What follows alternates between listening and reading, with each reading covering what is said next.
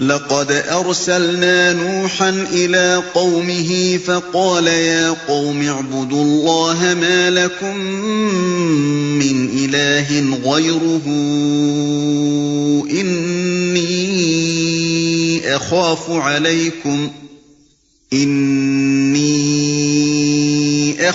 عليكم عذاب يوم عظيم۔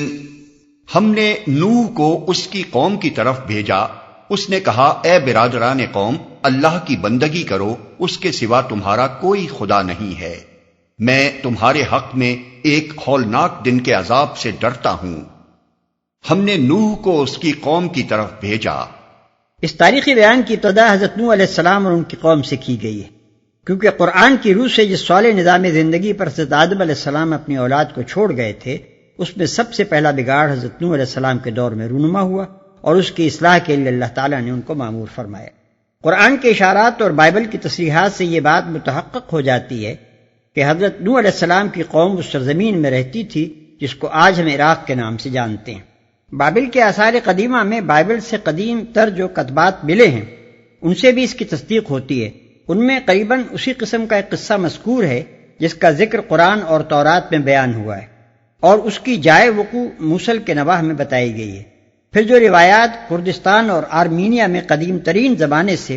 نسلاً بعد نسلیں چلی آ رہی ہیں، ان سے بھی معلوم ہوتا ہے کہ طوفان کے بعد حضرت نوح علیہ السلام کی کشتی اسی علاقے میں کسی مقام پر ٹھہری تھی۔ موصل کے شمال میں جزیرہ ابن عمر کے آس پاس آرمینیا کی سرحد پر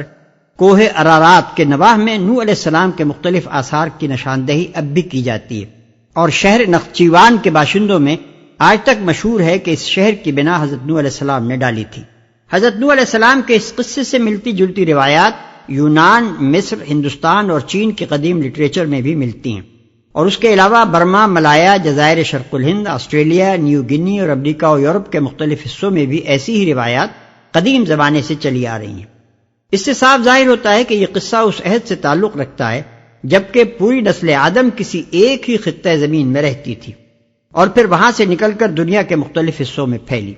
اسی وجہ سے تمام قومیں اپنی ابتدائی تاریخ میں ایک ہمگیر طوفان کی نشاندہی کرتی ہیں، اگرچہ مرور ایام سے اس کی حقیقی تفصیلات انہوں نے فراموش کر دیں، اور اصل واقعے پر ہر ایک نے اپنے اپنے تخیل کے مطابق افسانوں کا ایک بھاری خول چڑھا دیا۔ اللہ کی بندگی کرو، اس کے سوا تمہارا کوئی خدا نہیں ہے۔ یہاں اور دوسرے مقامات پر حضرت نوح علیہ السلام اور ان کی قوم کا جو حال قرآن مجید میں بیان کیا گیا ہے، اس سے یہ بات صاف ظاہر ہوتی ہے کہ یہ قوم نہ تو اللہ کے وجود کے منکر تھی اور نہ اس سے ناواقف تھی، نہ اسے اللہ کی عبادت سے انکار تھا، بلکہ اصل گمراہی جس میں وہ مبتلا ہو گئی تھی شرک کی گمراہی تھی، یعنی اس نے اللہ کے ساتھ دوسری ہستیوں کو خدائی میں شریک اور عبادت کے استحقاق میں حصہ دار قرار دے لیا تھا۔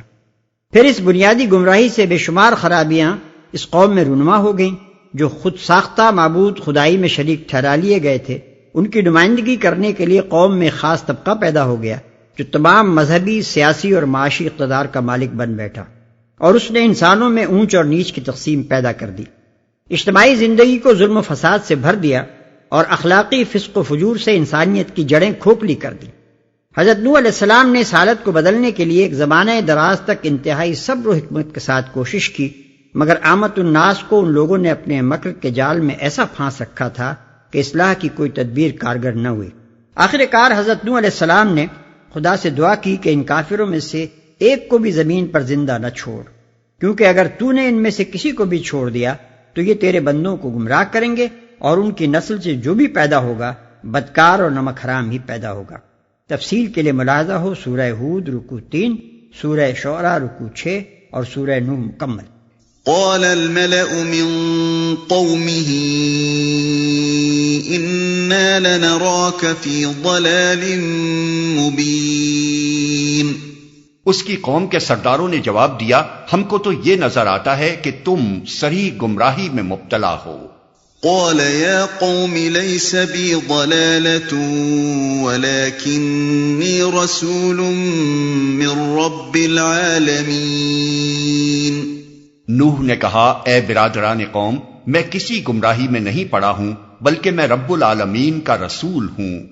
أبلغكم رسالات ربي وأنصح لكم وأعلم من الله ما لا تعلمون۔ تمہیں اپنے رب کے پیغامات پہنچاتا ہوں، تمہارا خیر خواہ ہوں، اور مجھے اللہ کی طرف سے وہ کچھ معلوم ہے جو تمہیں معلوم نہیں ہے۔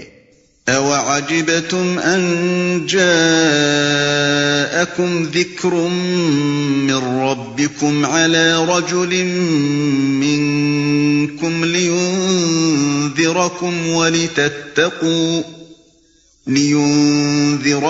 وَلِتَتَّقُوا وَلَعَلَّكُمْ تُرْحَمُونَ۔ کیا تمہیں اس بات پر تعجب ہوا کہ تمہارے پاس خود تمہاری اپنی قوم کے ایک آدمی کے ذریعے سے تمہارے رب کی یاد دہانی آئی تاکہ تمہیں خبردار کرے اور تم غلط روی سے بچ جاؤ اور تم پر رحم کیا جائے؟ یہ معاملہ جو حضرت نوح علیہ السلام اور ان کی قوم کے درمیان پیش آیا تھا، بعینہ ہی ایسا ہی معاملہ مکہ میں محمد صلی اللہ علیہ وسلم اور آپ کی قوم کے درمیان پیش آ رہا تھا۔ جو پیغام حضرت نوح علیہ السلام کا تھا وہی حضرت محمد صلی اللہ علیہ وسلم کا تھا۔ جو شبہات اہل مکہ کے سردار حضرت محمد صلی اللہ علیہ وسلم کی رسالت میں ظاہر کرتے تھے، وہی شبہات ہزاروں سال پہلے سرداران قوم میں نوح نے حضرت نوح علیہ السلام کی رسالت پہ ظاہر کیے تھے۔ پھر ان کے جواب میں جو باتیں حضرت نوح علیہ السلام کہتے تھے، بعینہ ہی وہی باتیں محمد صلی اللہ علیہ وسلم بھی کہتے تھے۔ آگے چل کر دوسرے انبیاء علیہ السلام اور ان کی قوموں کے جو قصے مسلسل بیان ہو رہے ہیں، ان میں بھی یہی دکھایا گیا ہے کہ ہر نبی کی قوم کا رویہ اہل مکہ کے رویے سے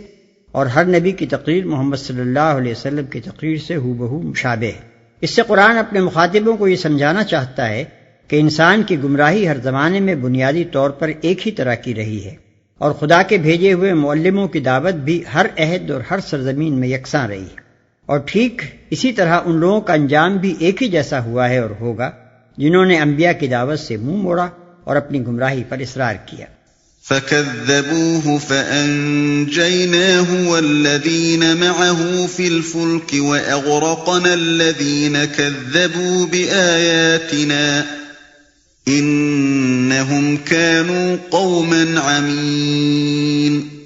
مگر انہوں نے اس کو جھٹلا دیا، آخر کار ہم نے اسے اور اس کے ساتھیوں کو ایک کشتی میں نجات دی اور ان لوگوں کو ڈبو دیا جنہوں نے ہماری آیات کو جھٹلایا تھا، یقیناً وہ اندھے لوگ تھے۔ ان لوگوں کو ڈبو دیا جنہوں نے ہماری آیات کو جھٹلایا تھا۔ جو لوگ قرآن کے انداز بیان سے اچھی طرح واقف نہیں ہوتے، وہ بسا اوقات اس شبے میں پڑ جاتے ہیں کہ شاید یہ سارا معاملہ بس ایک دو صحبتوں میں ختم ہو گیا ہوگا۔ نبی اٹھا اور اس نے اپنا دعویٰ پیش کیا، لوگوں نے اعتراضات کیے اور نبی نے ان کا جواب دیا، لوگوں نے جھٹلایا اور اللہ نے عذاب بھیج دیا۔ حالانکہ فی الحقیقت جن واقعات کو یہاں سمیٹ کر چند سطروں میں بیان کر دیا گیا ہے وہ ایک نہایت طویل مدت میں پیش آئے تھے۔ قرآن کا یہ مخصوص طرز بیان ہے کہ وہ قصہ گوئی محض قصہ گوئی کی خاطر نہیں کرتا بلکہ سبق آموزی کے لیے کرتا ہے۔ اس لیے ہر جگہ تاریخی واقعات کے بیان میں وہ قصے کے صرف ان اہم اجزاء کو پیش کرتا ہے جو اس کے مقصد و مدعا سے کوئی تعلق رکھتے ہیں، باقی تمام تفصیلات کو نظر انداز کر دیتا ہے۔ پھر اگر کسی قصے کو مختلف مواقع پر مختلف اغراض کے لیے بیان کرتا ہے تو ہر جگہ مقصد کی مناسبت سے تفصیلات بھی مختلف طور پر پیش کرتا ہے۔ مثلا اسی قصہ نوح کو لیجئے، یہاں اس کے بیان کا مقصد یہ بتانا ہے کہ پیغمبر کی دعوت کو جھٹلانے کا کیا انجام ہوتا ہے، لہذا اس مقام پر یہ ظاہر کرنے کی ضرورت نہیں تھی کہ پیغمبر کتنی طویل مدت تک اپنی قوم کو دعوت دیتا رہا، لیکن جہاں یہ قصہ اس غرض کے لیے بیان ہوا ہے کہ محمد صلی اللہ علیہ وسلم اور آپ کے ساتھیوں کو صبر کی تلقین کی جائے، وہاں خاص طور پر دعوت نوح علیہ السلام کی طویل مدت کا ذکر کیا گیا ہے تاکہ آن حضرت صلی اللہ علیہ وسلم اور آپ کے رفقا اپنی چند سال کی تبلیغی سعی و محنت کو نتیجہ خیز ہوتے نہ دیکھ کر بددل نہ ہوں، اور حضرت نوح کے صبر کو دیکھیں جنہوں نے مدتھائے دراز تک نہایت دل شکن حالات میں دعوت حق کی خدمت انجام دی اور ذرا ہمت نہ ہاری۔ ملاحظہ ہو سورہ عنکبوت آیت 14۔ اس موقع پر ایک اور شک بھی لوگوں کے دلوں میں کھٹکتا ہے جسے رفع کر دینا ضروری ہے۔ جب ایک شخص قرآن میں بار بار ایسے واقعات پڑھتا ہے کہ فلاں قوم نے نبی کو جھٹلایا اور نبی نے اسے عذاب کی خبر دی اور اچانک اس پر عذاب آیا اور قوم تباہ ہو گئی، تو اس کے دل میں یہ سوال پیدا ہوتا ہے کہ آخر اس قسم کے واقعات اب کیوں نہیں پیش آتے؟ اگرچہ قومیں گرتی بھی ہیں اور ابھرتی بھی ہیں، لیکن اس عروج و زوال کی نوعیت دوسری ہوتی ہے۔ یہ تو نہیں ہوتا کہ ایک نوٹس کے بعد زلزلہ یا طوفان یا صاعقہ آئے اور قوم کو تباہ کر کے رکھ دے۔ اس کا جواب یہ ہے کہ فی الحقیقت اخلاقی اور قانونی اعتبار سے اس قوم کا معاملہ جو کسی نبی کی براہ راست مخاطب ہو دوسری تمام قوموں کے معاملے سے بالکل مختلف ہوتا ہے۔ جس قوم میں نبی پیدا ہوا ہو اور وہ بلا واسطہ اس کو خود اسی کی زبان میں خدا کا پیغام پہنچائے اور اپنی شخصیت کے اندر اپنی صداقت کا زندہ نمونہ اس کے سامنے پیش کر دے، اس پر خدا کی حجت پوری ہو جاتی ہے، اس کے لیے معذرت کی کوئی گنجائش باقی نہیں رہتی، اور خدا کے فرستادہ کو دو بدو جھٹلا دینے کے بعد وہ اس کی مستحق ہو جاتی ہے کہ اس کا فیصلہ برسر موقع چکا دیا جائے۔ یہ نوعیت معاملہ ان قوموں کے معاملے سے بنیادی طور پر مختلف ہے جن کے پاس خدا کا پیغام براہ راست نہ آیا ہو بلکہ مختلف واسطوں سے پہنچا ہو۔